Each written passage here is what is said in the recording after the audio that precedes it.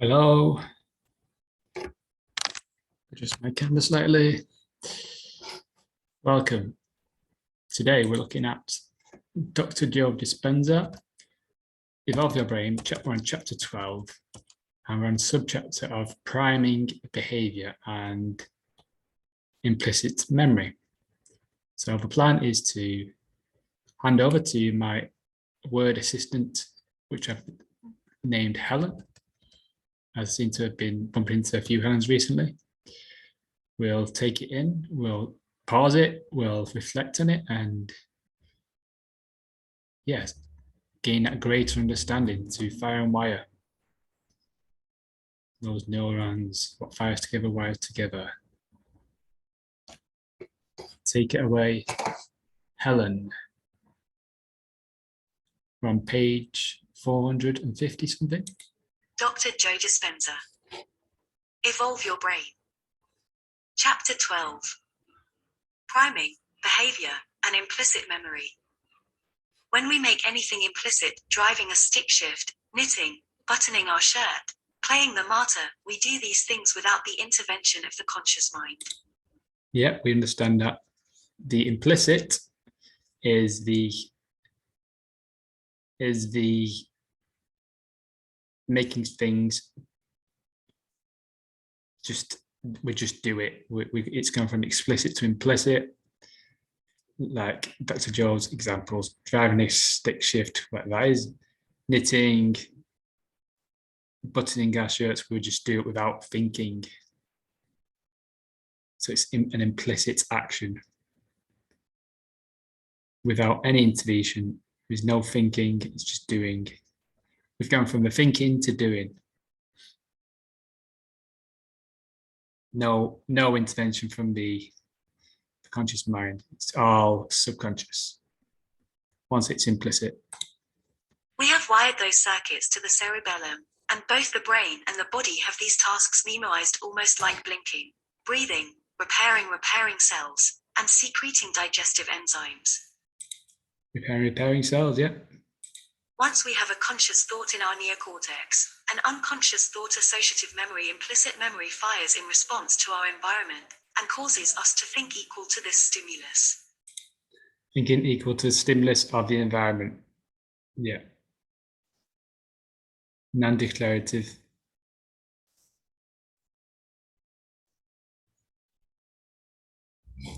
I'm going to actually replay that because I think there's a bit mixed up.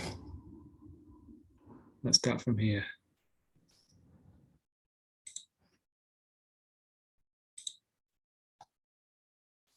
We have wired those circuits to the cerebellum, and both the brain and the body have these tasks memorized almost like blinking. Yeah.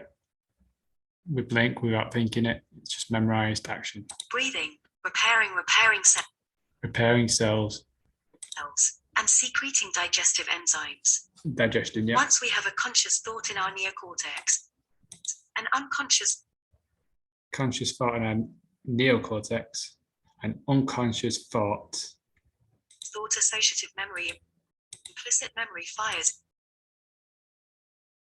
An associative, once we have a conscious fires, a conscious thought in response to our environment. A conscious a memory stimulus based on our memory from the environment. And causes us to think equal to this stimulus. And the stimulus causes to think. Our body, we think equal to the stimulus. This process is often referred to as priming. So that's priming in its definition. It's the unconscious act of thinking equally to the stimulus from the environment. Yes. We're not aware of it. We're not aware of the thinking. It just happens. It's primed. We're primed to think certain thoughts from stimuluses. We have an unconscious response to an external source that makes us think and act in a certain way. Yeah. think and act in a certain way. Yeah. Without even being conscious of why we are doing it. Know why, just doing it. Yeah. Priming finds its origins in the non-declarative memory system. Have you ever... So non-declarative is the memory storage where you store all our phone numbers, our names and dates of births, and just bits of information which we just know, there's no thinking involved to remember them. Your name, where you're from, your date of birth, your age, other people's ages, your house number, your phone number, your mobile number. You've done it so many times. It's just, you just know it. Ever noticed that if you think about... You've done it and you thought about it and spoke about it so many times, you just don't, it's just there. Flowers and recall the image of a rose. The other flowers you have stored in your brain are likely to fire as well. That's an example of priming. Okay, let's go through that again. That's interesting. So priming.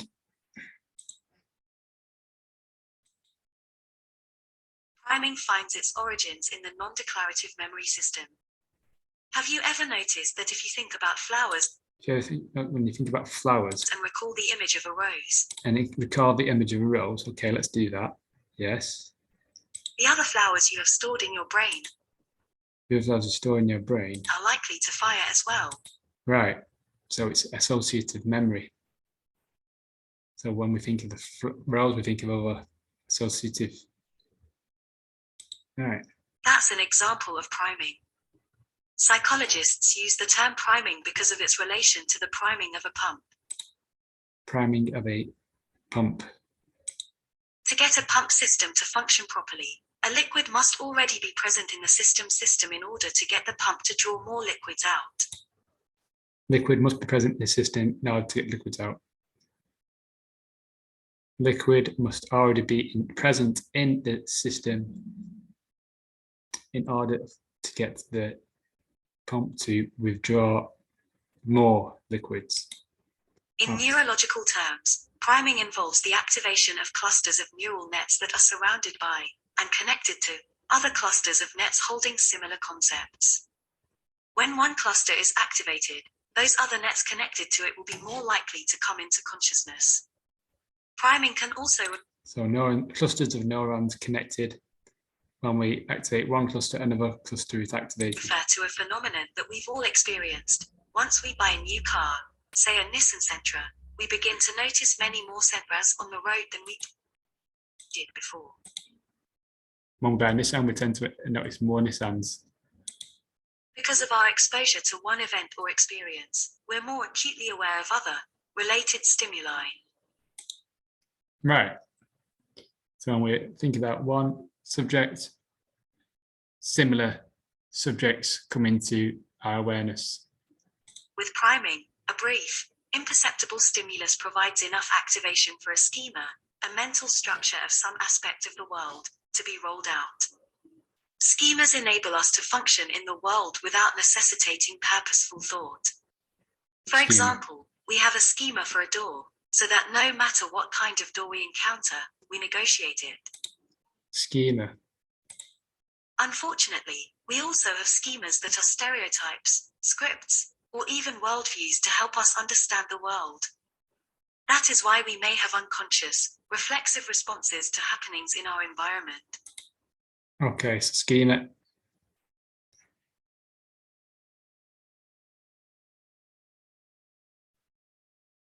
For example, if we have a schema for a door, okay, a memory of a door where it looks like the shape, the density, the sound,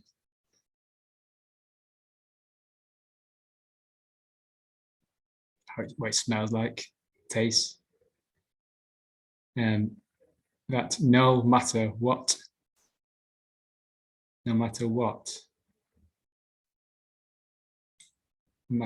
kind of door we encounter, we negotiate it, right?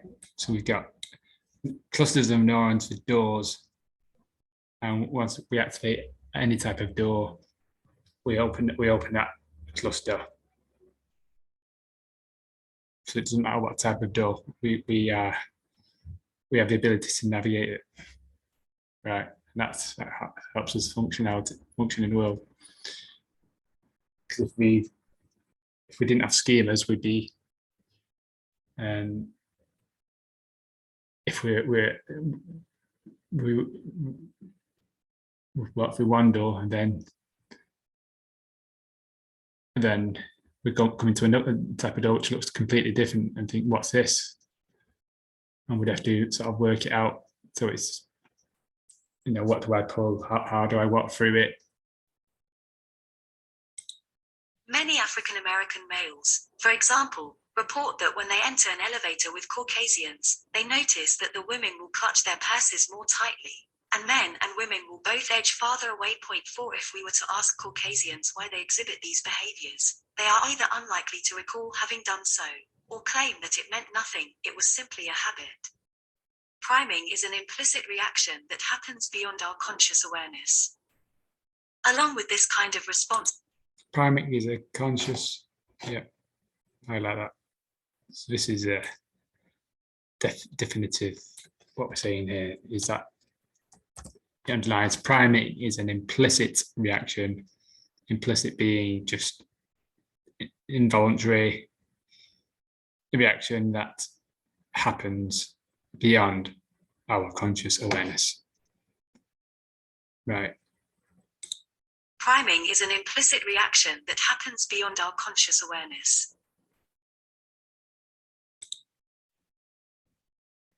Awareness.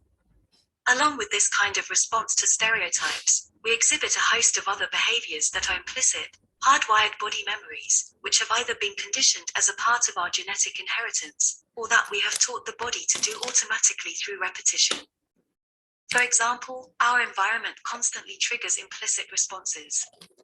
Why is it that we can be having a pleasant day, and then, inexplicably, one irritant, a neighbor's son drives by with a thudding sound system in his car, sets off a cascade effect of mood dampening responses?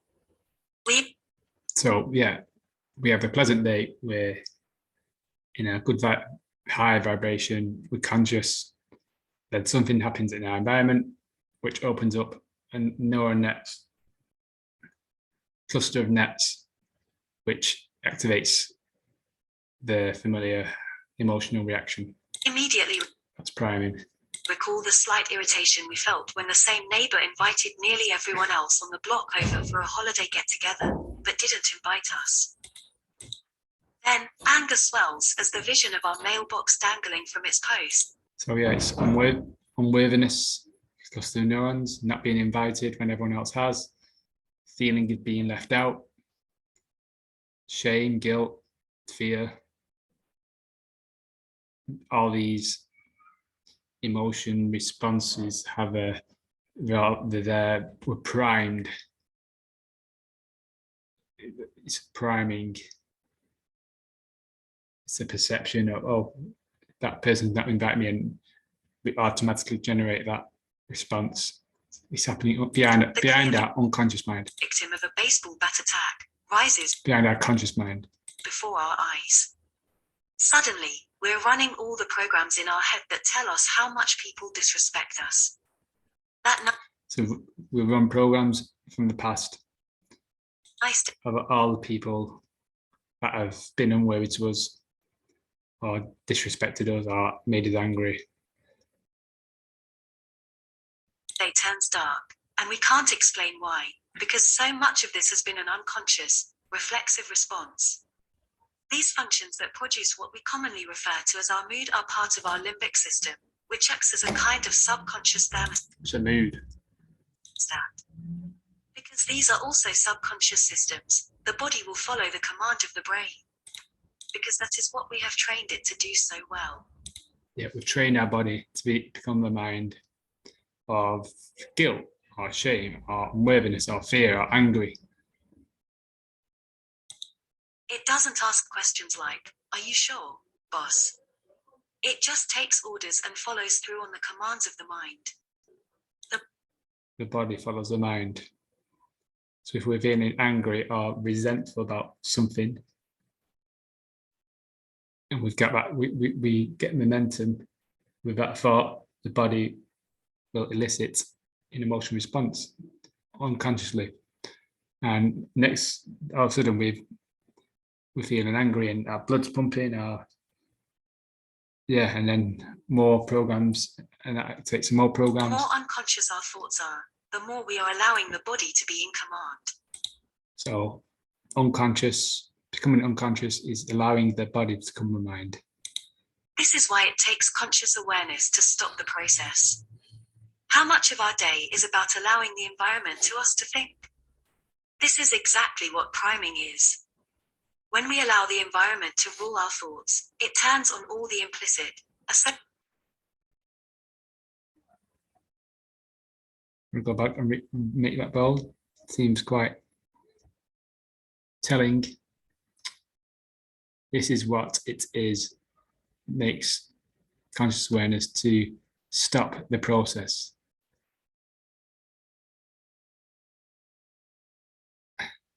How was to think? This is exactly what priming is. When all the implicit associative memories have hardwired and we are then running programs, unconscious streams of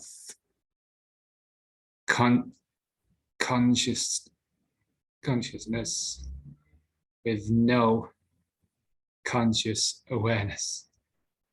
Quite a mouthful, a lot of consciousness in there.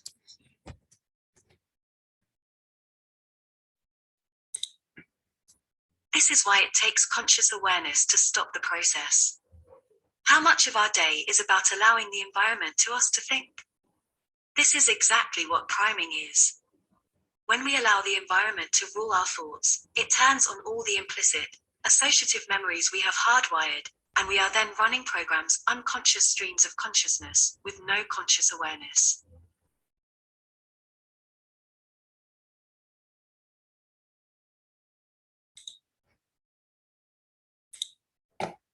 This means we are unconscious most of our waking day. We are being our familiar memories that we have wired from so many unconscious habits. If we are not getting the chemicals we have become accustomed to, a voice from our past begins to fire in our brain. Once we have that thought, which is a result of our chemically addicted body screaming back to the brain that it needs a fix, the corresponding neural network will fire. The next thing we know, we are unconscious and acting without thinking, creating states of anger, depression, hate, and insecurity. Dispenza, Joe. That is priming implicit behaviors. Priming behavior and implicit memory. Subchapter 12. Evolve your brain, Dr. Joe. What have you learned from this chapter? What have I learned? I've learned that what the process of being unconscious is, you're in reaction to what's happening and the external, you're at the mercy of external stimuli, and your body will automatically react to what you're thinking about if we're unconscious of the thoughts. It's all going past our conscious awareness. So if it's being conscious of reactions if something happens. For example, if I hear something, for example, when I'm walking around, I see parents and children, and I feel a trigger. I guess you could define it as being triggered. You're triggered. So you're setting off so what a trigger, that's what its trigger is. You're setting off a memory, an implicit memory from the past. And then that one, triggering a neuron, which then opens up a neuron cluster, and more neuron clusters, more memories, more programs are driven. And the next minute you're feeling angry and hateful, which leads to more memories And yeah, the body just follows the mind. We programmed our body to follow mind. We've taught it.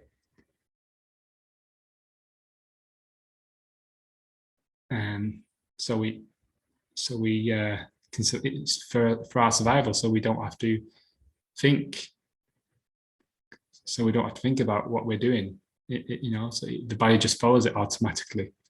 Because if the body's not saying, "Are you sure about this?" The body's not going to second guess or doubt its orders. It's just the body's just taking orders from the mind. So if you're thinking about, I hate that person, I need to do something about, I hate that person who sent that email, I hate the government, hate whatever, or someone triggers you from the external, you think it's that person, the body, you're taught it's that person that is triggering you, but it's a memory. It's the memory behind a conscious mind that is being triggered. It's not the person. The person is just the trigger. And it's the irrational mind comes forward. And you will think, oh no, it's that person that's making me angry. It's just a memory. It's understand it's just a memory, a group of memories.